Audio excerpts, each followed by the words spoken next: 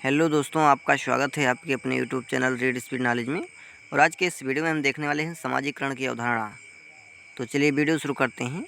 इससे पहले चैनल पर नए हैं तो चैनल को सब्सक्राइब कर लीजिए, बेल आइकन को प्रेस कर लीजिए ताकि आने वाली वीडियो की हर एक नोटिफिकेशन सबसे पहले आप तक पहुँचे।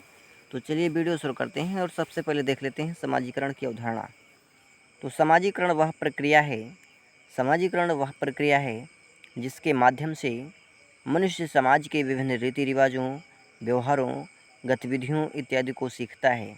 अर्थात सामाजिकरण क्या है? तो सामाजिकरण एक सीखने की प्रक्रिया है जिसके माध्यम से मनुष्य समाज के विभिन्न व्यवहार, रीति रिवाज, गतिविधि, प्रथा, परंपरा, संस्कृति इत्यादि को सीखता है।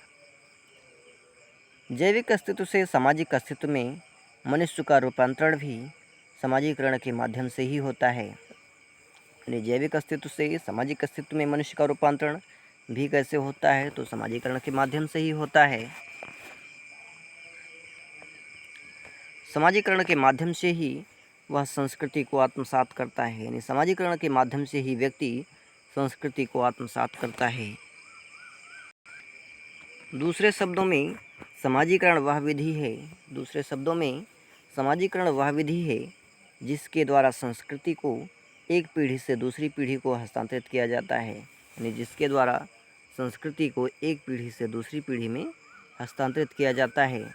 व्यक्ति अपने समूह एवं समाज के मूल्यों, जनरीतियों, लोकाचारों, आदर्शों एवं सामाजिक उद्देश्यों को सीखता है। यानी सीधी सी कहने की बात है कि सामाजिकरण है क्या? तो सामाजिकरण एक प्रकार से सीखने की प्रक्रिया है जिसके माध्यम से व्यक्ति अपने समूह के, यानी जो उसके समाज में प्रचलित लोकाचार होती हैं, जनरीति होती है, आदर्श होते हैं, उद्देश्य होता है, यही सब क्या होता है? सीखने की प्रक्रिया होती है, वो सीखता है। अब आगे है सामाजिकरण से तात्पर्य। तो सामाजिकरण से तात्पर्य क्या है? तो सामाजिकरण से तात्पर्य उस प्रक्रिया से है। सामाजिकरण से तात्पर्य उस प्रक्रिया से है जिसके द्वारा व्यक्ति समूह का एक क्रियात्मक सदस्य बनता है। यानी सामाजिकरण के प्रक्रिया द्वारा ही व्यक्ति क्या होता है? तो समूह का क्रियात्मक सदस्य बनता है। यही सामाजिकरण कहलाता है। यही क्या कहलाता है? तो सामाजिकरण कहलाता है। परिभाषा देख लेते हैं।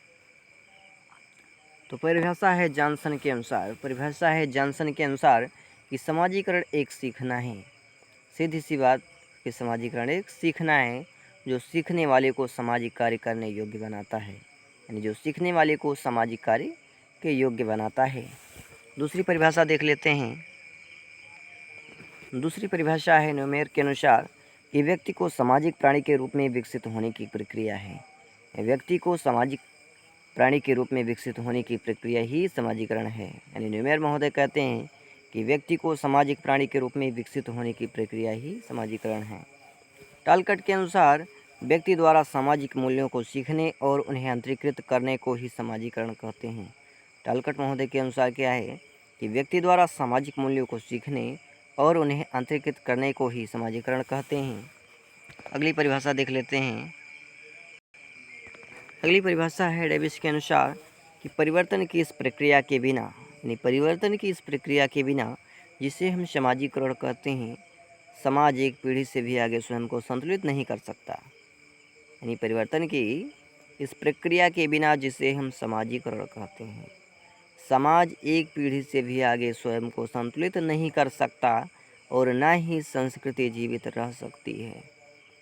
इसके बिना व्यक्ति सामाजिक प्राणी भी नहीं बन सकता। यानी सामाजिकरण के बिना व्यक्ति सामाजिक प्राणी नहीं बन सकता, वो जैविक प्राणी ही बना रहेगा जैसे कि जीव जंतु होते हैं। आगे अब इसकी विशेषता देख लेते हैं। सामाजिकरण की विशेषता। तो सामाजिकरण की विभिन्न विशेषताएं हैं। इसमें पहला है कि सामाजिकरण सीखने की प्रक्रिया है। पहला क्या है? सामाजिकरण एक सीखने की प्रक्रिया है। दूसरा है सामाजिकरण की प्रक्रिया बच्चे के जन्म से मृत्यु तक चलने वाली प्रक्रिया है। यानी सामाजिकरण की प्रक्रिया 1 दिन में, 2 दिन में, 2 वर्ष में, 4 साल में नहीं पूरा होती, बल्कि ये जन्म से लेकर के मृत्यु तक चलने वाली प्रक्रिया है। यानी व्यक्ति जीवन भर कुछ ना कुछ सीखता ही है। तीसरा है यह संस्कृति को आत्मसात करने की प्रक्रिया है। यानी इसके माध्यम से व्यक्ति संस्कृति को आत्मसात करता है। चौथा है सामाजिकरण के द्वारा व्यक्ति के आत्मा का विकास होता है। सामाजिकरण के द्वारा व्यक्ति के आत्मा का विकास होता है। पांचवा है कि सामाजिकरण के द्वारा समूह अपनी संस्कृति को एक पीढ़ी से दूसरी पीढ़ी में हस्तांतरित करता है, यानी संस्कृति को एक पीढ़ी से दूसरी पीढ़ी में हस्तांतरित करते हैं। छठा है कि सामाजिकरण के अंतर्गत समाज की सकारात्मक गतिविधियों के अनुकरण पर ही ध्यान दिया जाता है, यानी समाज में सकारात्मक गतिविधियों के अनुकरण पर ही विशेष रूप से ध्यान दिया जाता है। वैसे तो गतिविधियाँ दो प्रकार की होती हैं। पहला है सकारात्मक गतिविधि।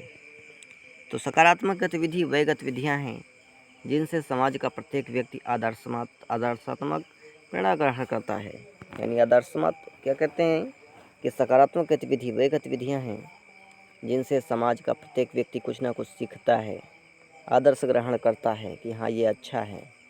वहीं नकारात्मक गतिविधि, तो नकारात्मक गतिविधि वह गतिविधि हैं जिन्हें समाज अपनी स्वीकृति प्रदान नहीं करता है, यानी समाज जिन्हें मान्यता प्रदान नहीं करता है, उसको नहीं मानता है कि ऐसा नहीं होना चाहिए, जैसे चोरी, डकैती, लूट मार इत्यादि हैं जो नकारात्मक गतिविधि हैं।